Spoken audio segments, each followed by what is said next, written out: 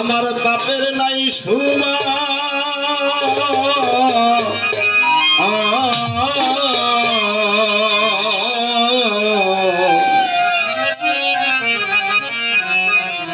অপরাধ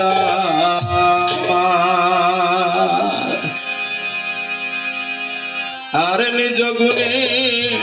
কর ক্ষমা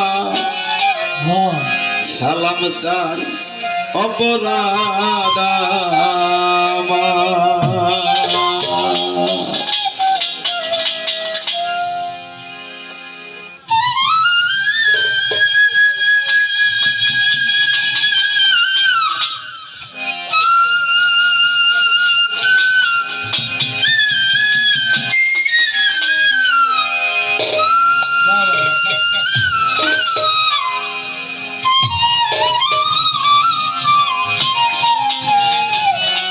আমি